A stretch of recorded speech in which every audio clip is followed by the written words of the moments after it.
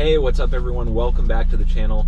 Today we are back to the Lotus, and the Lotus has a problem that all Lotus Elises eventually have, and that is the headliner has failed. It started to sag down. And so today I'm going to show you the easiest way to fix a sagging headliner in a Lotus Elise or Exige. All the Elises and Exiges with a hardtop eventually have the same problem. And actually I feel like mine as a 2005 model lasted longer than most. I mean, it's 2022, 17 years, that's actually not too bad.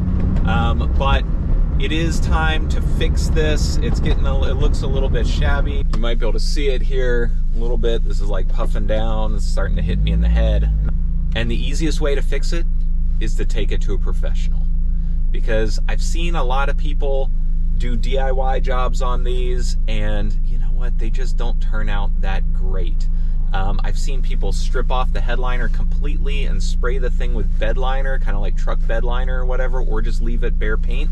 And actually that's worse because it makes, I mean, part of the reason you have the hard top is to make the car a little bit more refined and a little bit quieter. And if you don't have fabric on it, then it's just like a super loud drum.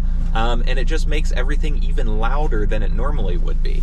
So we're definitely gonna get this fixed. And the other thing is, I think this is just one of those examples where you kind of have to know what you're good at and what you're not good at.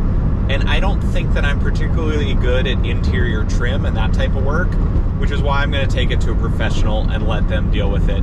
It's also like a pretty messy job. You gotta scrape off all the old glue, you gotta scrape up all the stuff that was underneath the fabric, and it's very time consuming, very labor intensive, and quite messy. So we're gonna take it to the pros and take it to this guy named Mr. Stitch here in San Mateo, who had great reviews, and I think it's gonna be much better quality as a result going to a professional like that. And I sort of figured, you know what, the easiest way to transport the roof there, I could have taken it off and put it in another car, but the easiest way to take it there is just drive the car and then remove the roof when I get there. It's like the car actually is a roof transportation system. And if you're wondering why I'm wearing a big heavy jacket, it's because I'll be driving home with no roof on and it's gonna be cold. And I brought a few tools to remove the top. If you haven't seen my video on how to remove the top, I'll put a link in the description. It's actually very simple to do, but you do need a couple tools to do it.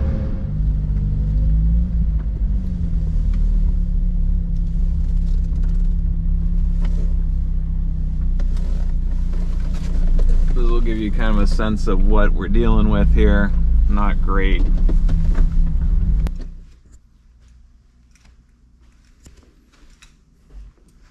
All right, so let me just show you how nice the Alcantara headliner came out. Mr. Stitch in San Mateo did a fantastic job. I'm super happy with this. There's a couple kind of tiny little wrinkles right out around the edge, but you're not gonna see those anyway because when it's mounted up, that part is not really exposed. But I am super happy. This feels so much nicer. It looks great. I think it's gonna have some added sound insulation because I feel like it's a little bit thicker.